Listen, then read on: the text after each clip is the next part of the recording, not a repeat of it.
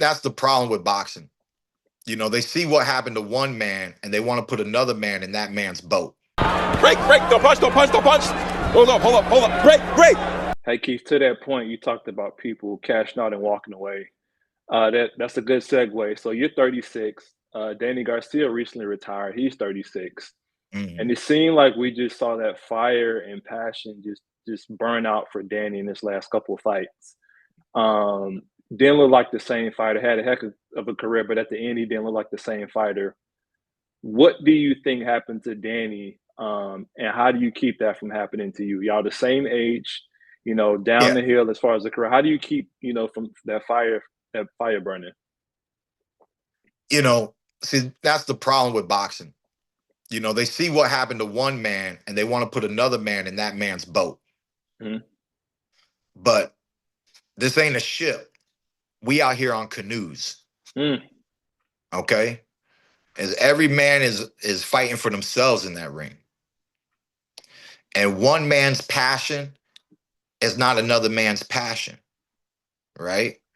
We can share a passion, mhm. but the way my flame burns, the fire in me and the fire in you, these are two different flames, Mhm. you know?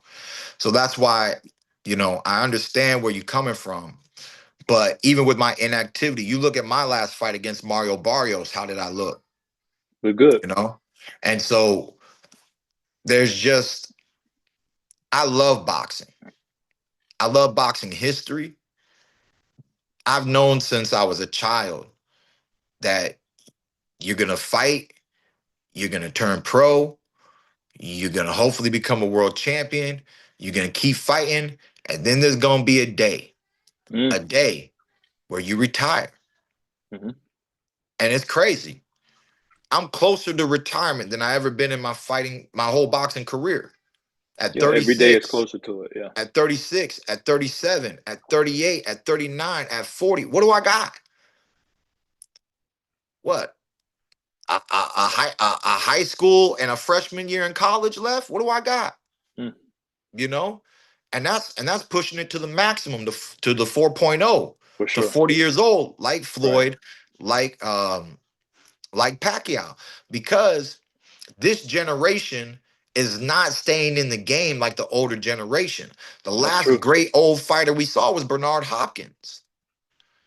But It's one of my before favorite Bernard fighters. Yeah, Hopkins, there was a lot of fighters that were 45 years old, ex-world champions, still moving around, still doing things. This is how boxing was. But what boxing is today is if you go to 4.0, you made it to the end of the line. what You changed know? in boxing, Keith? You to people getting out, in the mid 30s, early 30s versus fighting to those late 30s and 40s like we saw B Hop do. Well, one thing is better pay. For You sure. know, um, certain fighters throughout history could always make great money, but you got making money, then you got managing your money, right? Yeah, So you make money, you don't manage money. Guess what you need to do next? got to fight, got to run it Make again. more money. Yeah.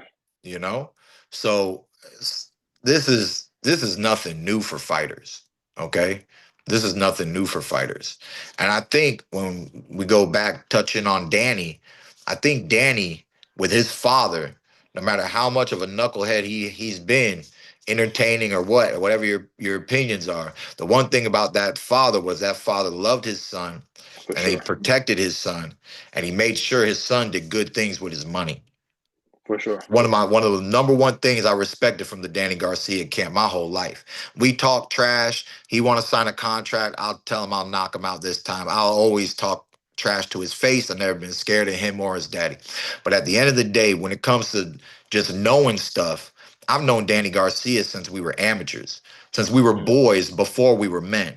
Okay, mm. I known him when we were boys before we were men.